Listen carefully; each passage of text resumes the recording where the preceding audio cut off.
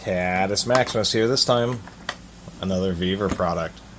Do appreciate them sending me these promotional products. I like to collect tools, and the stuff that I ask about I have a personal use for, like the new cordless brushless 3/8 inch 2-speed right angle drill. So this is something I personally had a use for, because I did not have a cordless one. I have a couple corded ones. This set just comes with a 2 amp hour battery. This would be a 1 hour charge. This is a 2 amp charger, so it would be 1 hour on the smaller battery. And interestingly enough, they include these accessories, which I do.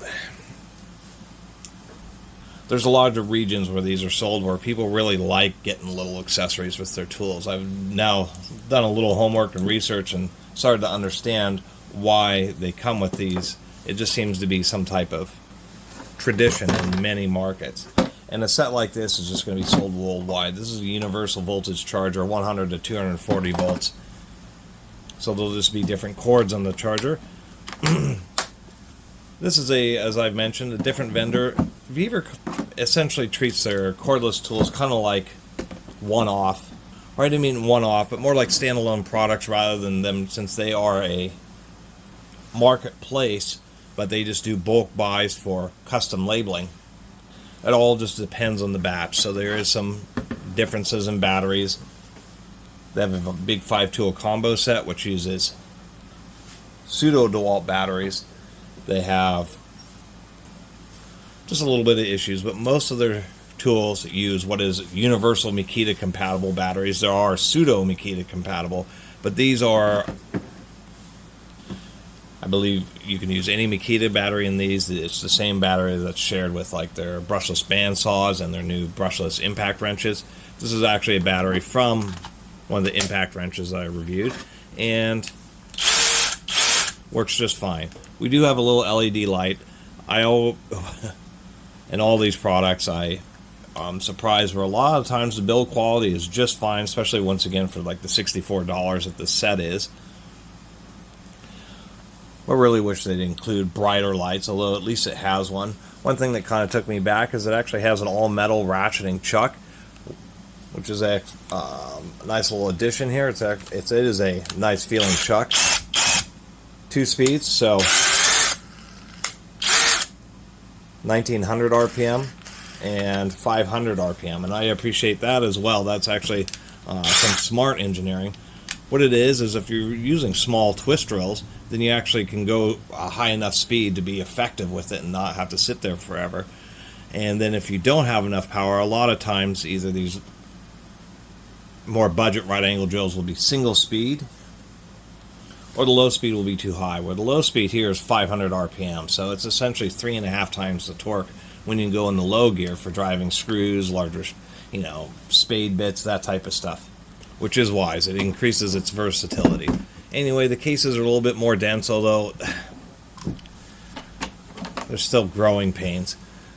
The deal with the case is twofold. One, the tool can't be stored with any type of battery in it. Also, they came with belt clips, but this was the particularly hilarious oversight, is with the belt clip attached to the tool, you can't use the case with it. So they still have some growing pains. As I've mentioned with the other tools, they come with belt clips, but they are mighty weak, mighty thin, and they're going to end up folding and getting all kinds of messed up, where on their impact wrenches, it's not such a big deal. But this, a right angle drill, is oftentimes used in awkward situations. That's why you want to drill 3 3/4 inches head height. Although surprisingly enough, even Vevor's own Pro Impact, their really compact one, even though it's longer, it's not by much. Maybe about an inch or something, which is kind of surprising. So there'd only be so many situations that this would get into where their own Pro Impact won't. But that's an impact and high speed, really high speed only, where this is a conventional drill, so very handy when you're doing appliance installs, or just running some wiring, trying to drill out a broken bolt in an engine bay, something like that. really the big advantage here. The only other oddity is nowhere, not even on the label, does it say brushless anywhere on it. And I always think that's a little bit hilarious when you have a brush.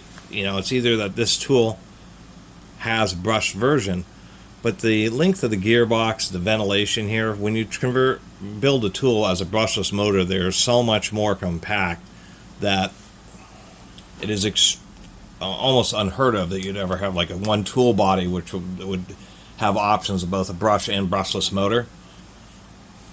I've heard of that with corded tools being converted to cordless brushless, because the cordless brushless motor is way more compact for equivalent power than a corded AC motor.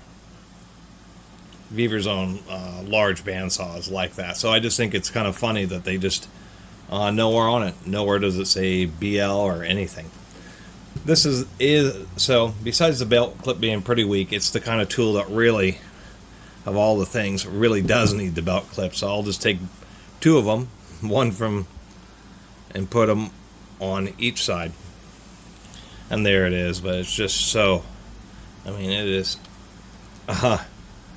scary how kind of weak those clips are.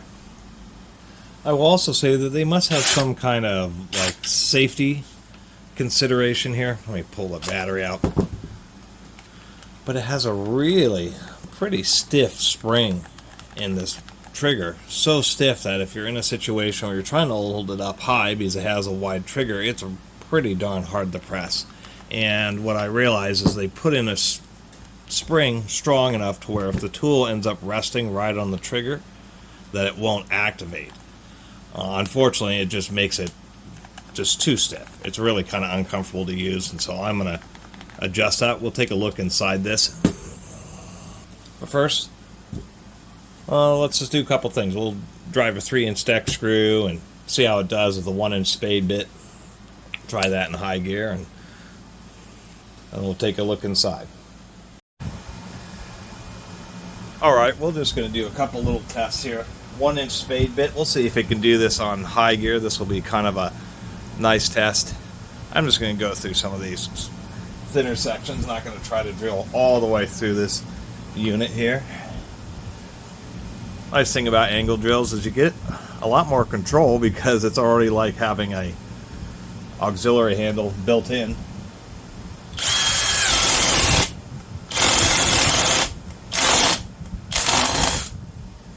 So it will, but it definitely likes to overload. You can't put too much pressure on it.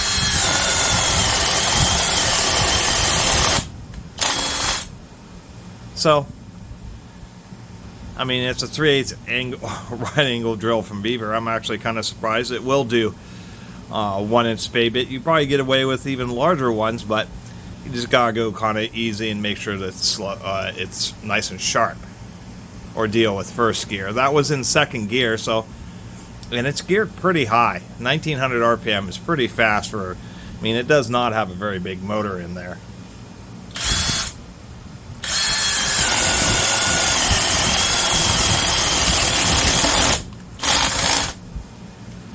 I am trying this out with the 4 amp hour battery, so it's giving it the best it's got. Not much of a first gear test, but we'll go ahead and try this 4-inch deck screw. This is only 3 by material, so it's only 3.5 inches thick. But we'll see how it does. I think it ought to do just fine, to tell you the truth. We are in low gear.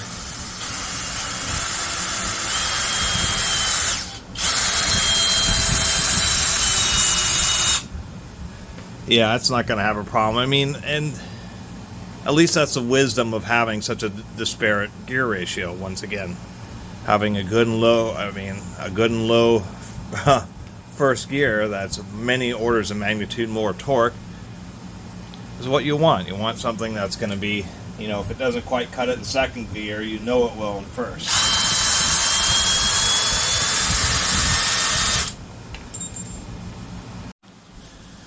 Alright, take a look inside. This is actually not a bad built unit. It actually, just said that twice, it's like their Pro Series cordless drill. It actually has a bit better build quality than even I was expecting. Their brushless impacts and Some of their other tools are, as expected, but this is, I think, just a little bit better than I was expecting. A lot of ribbing, a lot of reinforcing, and extra gusseting. It's actually a reasonably solid housing. Didn't have to remove the chuck to open it up, just because I removed some of the screws and was able to peek at the design here. And this is another aspect of it. Actually, this trigger is going to... I was talking about a stiff trigger. They do have an additional spring in there, and it's just going to shoot out on me if I don't deal with it immediately. And what I'm finding is that the trigger itself, the spring inside this, is already really stout.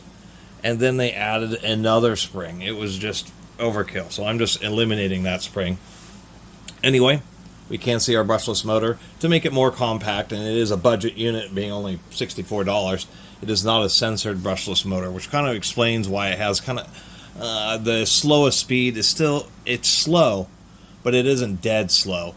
And that's so the motor doesn't get stalled out. How brushless motors work is that you have 6 sets of coils. You can see 3 on this side. And what it does is each pair of coils, via the controller, that's why the trigger is just telling the controller, turn on this set of coils, this set of coils, this set of coils, and it goes round and round, and it drags the motor and around with it. Each time they charge, the motor moves a little bit, and then the second pair charges and moves a little bit more, and then the third pair charges and it moves a little bit more. Constantly rotating it around. But when you don't have sensors, and high quality or more expensive brushless motors have sensors, so they can know if the motor is stalling out or exactly what position it's in, so it knows exactly what set of electromagnets to turn on. You'll get this situation where sometimes they may unexpectedly stall if they don't have sensors, because it's not able to turn the motor, so it kind of buzzes back and forth. They try to compensate for that by having a little bit higher of a minimum speed, so that it's at least is able to deliver a reasonable amount of force. And it's only a real issue in some situations, but I totally accept that. Their big brushless half-inch hammer drill does have a sensored motor. But besides that, there are some nice aspects about it. They actually do use a rubber sealed bearing on the back of the motor. This actually has 5 bearings, 1 on each side of the motor, 1 for supporting the bevel gear, and indeed, I think I'm just going to end up dropping that. We have double ball bearings. So this is indeed a plate. So you have a ball bearing, it's seated in here, and then they have a plate that helps retain it. And then a little spacer sleeve and the chuck screwed onto that. So they're actually using 4 screws to hold this plate on. Do like that it's a metal support housing. It isn't entirely a metal gearbox, but it is a metal support housing. The really rigid spindle is explained by being supported by double ball bearings. It also is a kind of pleasing, because at high speed, at 2,000 RPM, it's not an angle grinder, but if you want to use these there's all sorts of accessories. I mean, drill motors were called drill motors because they're just a general purpose electric motor for running a variety of things besides just screw bits and twist drills. All sorts of wire brushes and things like this that you put in there. And so this allows you to have an angle drill. It's still 2,000 RPM, but there may be situations where you want to go a lot slower than when an angle grinder is 10,000 RPM. And so it's a great option to use with these accessories. It's just really hard on spindles, and it's nice to see that it's supported by 2 ball bearings. Anyway, it's kind of a complicated assembly here. This upper bearing, a 608, is just press fit into this spot here, and how it's assembled is without a chuck. You have just the spindle itself. Do not know if there's a key that locks on this gear, if it's just a friction from a press fit. They pop in this bearing, then they set the gear in there, and then, supporting the inner portion of the bearing, you push the spindle through, and then you put in this bearing. I assume it would be that way. Maybe there's another sleeve, or perhaps this diameter is small enough just to slide through. But they have to push the spindle through to capture this and then pop in this lower bearing. So It would be interesting. You would be able to take it apart, but it would require, I suspect it would require a press and a deep well socket to push right on the back of the rod. But anyway, it's nice to see that that whole structure is supported by a die-cast aluminum housing. We do have blue grease, interesting spiral bevel gears, that is, and it's a pretty decent size output gear there, pretty decent teeth or length of teeth. That's a pretty wide gear, so it's definitely designed to at least last a reasonable amount of time. There's our little gearbox. But I like this setup because the whole gearbox and angle head are their separate bolted together assembly that's then inside the clamshell, rather than entirely relying on the clamshell to kind of hold the alignment and relying on the plastic clamshell to keep the bearings in place and not get loose when you run it till it gets hot, or when it is years old and you've put a bunch of time on it. Having the bearings, everything supported in a metal structure bodes well. I mean, it is a good design choice. Interestingly enough, even the front bearing is also sealed on the motor, so this helps prevent the grease from oxidizing. We have our little detent spring and the reverse lever, and then this is the whole gearbox system. Somewhere in here there is a one-way clutch, and there's not really space here because of our bearings. So I suspect it's probably right here at the bottom of the gearbox. If we, yeah, this, my goodness, rare that you see that. I'm really surprised. That's PA66 glass fiber forward. So, fiberglass reinforced nylon, but it's actually pretty expensive, even for a name brand tool. Using 40% fiberglass reinforced is significant. It's really hard on molds, and it is an expensive grade of plastic. I'm really pretty surprised that they go with GF40, and maybe I'm a little out of touch. Maybe it is a little bit more common than I'm thinking in pro grade tools. I should say more modern, although I have taken a fair amount of modern stuff. It is nonetheless nice to see. What's also nice to see is actually 4 gears on the initial stage rather than just being a plain 3-gear system. If I can get this thing apart. So it is indeed an all-steel gearbox, 9 gears, 4 gears on the first stage, 5 on the second, which I'm glad to see. Pretty simple gear change. When this whole thing slides forward, where's my light? You can see the teeth on the lower carriage there. Or I'll pull it apart to make it easier. So what ends up happening is that slides down and locks the gears in. Basically, it locks this whole gear train up, and so bypasses it, making it a basically a single reduction. And then there's our sprag clutch down there. And here's something that I don't know if this is born from engineering theory or engineering testing.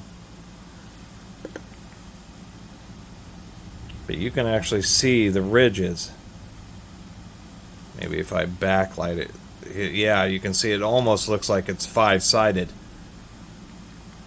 It's actually bored round, but they have little slots in it. So rather than, and I don't think I've ever seen this before, and I believe the idea is those little ridges help trap particles as well as grease and oil, and ultimately the gears may last longer, i.e. the little posts that they ride on is usually what ends up grinding down. Either the teeth strip out or these posts get so worn that they shear off.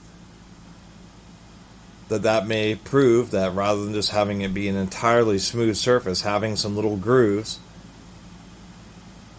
that way the little particles of metal that do flake off don't just become grit that wears it out. They get caught in those grooves.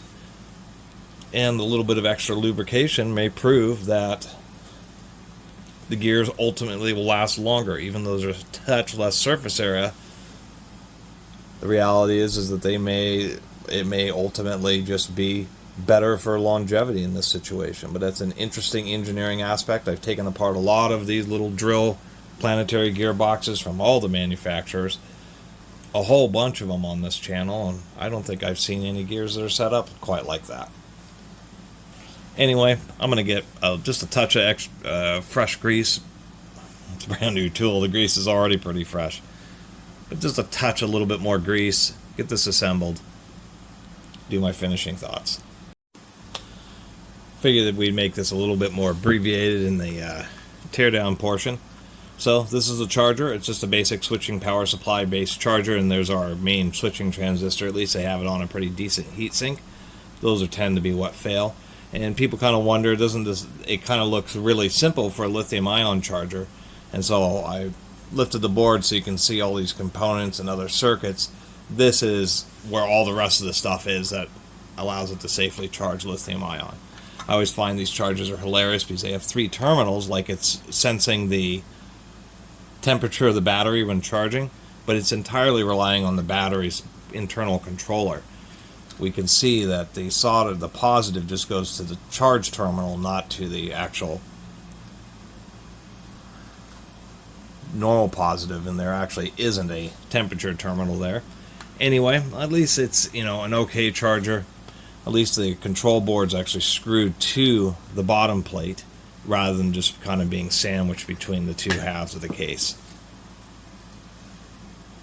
I will have to mention that they don't have any holes for mounting this on the wall. The little keyholes where you can put a screw or a nail in and then hang the charger, which a lot of people, at least in Western markets, like to do. And it's unfortunate they missed that. It's not like you can't take it apart and make your own keyways, but it's, you know, something they missed. The batteries really aren't that bad if we actually take a look so people can find out the cells. They're high star cells, so they're actually a halfway, and there's the numbers on the cell. They're halfway decent batteries.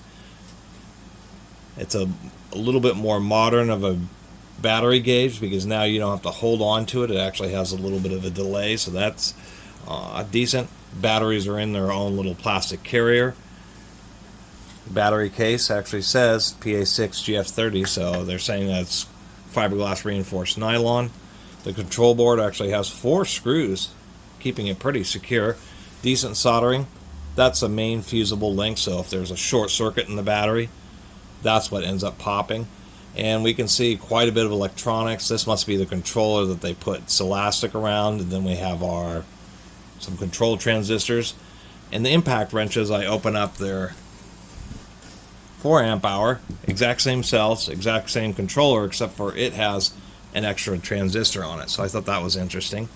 And if people are wondering, yeah, these are batteries that can take barrel plug chargers, which are of the cheapest. It's just kind of funny that there's just such a variety of charging, whether it's super slow barrel charging, medium pace, you know, normal charging, and there's also fast chargers. And so it actually kind of adds expense to the batteries because they have to be designed to take care or to handle all those different aspects. And one thing that I thought was odd is that these smaller batteries have, and maybe you can just see, yeah, pin and socket. So these are the security Torx that take the little hole, and I'm kind of surprised that they're doing that inside the batteries now. Otherwise, at least it's a halfway decent battery pack. I guess we'll get into opening this up. And for anybody who might want to do that, I am suspecting, what I noticed here is that we have some screws and a metal plate. I was going to comment, and I'll comment again at the end of the video. They did do some good engineering, or at least we're aware that people are going to complain about a loose spindle, and the spindle is actually tight. It feels like it's locked in with ball bearings, and it seems like they have a cross plate here where the lower bearing is put in, and they have this plate, and that steel plate actually kind of both holds the bearing into the body this way, but holds the 2 halves of the clamshell together more securely. So I'm suspecting the chuck has to be removed in order to disassemble this. So there's my little review. I do appreciate them sending this to me. I think I will get some use out of this. Around 65 bucks, and there's always sales, so you can probably get it for cheaper if you have a little bit of patience. I think it's an okay tool. I wish it would have come with a 4 amp battery instead of just a 2 amp. Could be some improvements to the cases, but you know, realistically, it does have decent build quality. It is truly brushless. It's 2-speed. Makes it easier to have them overload protection so it doesn't get burned up too easily. Delivers a totally adequate amount of power. 1-inch spade bit through softwood in high gear is just fine. It'll certainly get through most other you know, twist drills and that type of stuff. Just dandy. Lots of torque in first gear. Nice metal chuck and surprisingly good build quality. Sealed ball bearings on the motor. Helical bevel gears with dual ball bearings supporting the spindle, so the spindle holds tight and runs true. And that's a big deal. It's always going to be tight, and it's particularly handy with things like these drill motor accessories. I mean, you put these things in here. Does have enough torque just to, power tighten the chuck, but these types of accessories have always been kind of funky to use in a regular drill because just the hand holding isn't great. This kind of gives you more right angle. It is right angle, got an angle grinder style hold, but for these accessories that you don't run at angle grinder speed. And I do like that you can just let go of the trigger and just keep on working if it does overload, and just kind of let you know that you need to pull back a little bit. And another distinct advantage is when you're running these accessories is brushless motors, well, at least in drills, run the same speed and same power forward and reverse. Where brushed motors actually lose a little bit of power when you run them in reverse because they have a type of timing. That being said, oftentimes with brushless impact wrenches, they'll be tuned to specifically be more powerful in reverse than forward. But the nice thing with this is if you're using one of these accessories and maybe you're trying to get on the inside edge or you're standing on the right hand side, you can just easily change the direction so you're not getting hit with all the debris. And you just have a much better way of gripping and holding it for whatever types of operations that you're trying to do. So I always kind of thought that these kind of drills were neat. And I'm actually kind of happy with the build quality of this Vevor, especially the whole inner metal support structure for the bevel gears and the spindle. That's all bolted or screwed directly into the gearbox. It ought to hold up for quite a while. You don't have to, there's a lot less, well, I shouldn't say less, since the bearings aren't held in place by the plastic. Over time the plastic can mush a little bit and you get a little bit of play developing, but this, it's held in all metal internally, so that should always stay nice and tight. I mean, I've run into an awful lot of corded angle drills that are pretty well made, but they still have some spindle play. And it's odd that I get something like a Vevor and it's all metal internally and doesn't have any play. Really appreciate y'all watching. See you next time.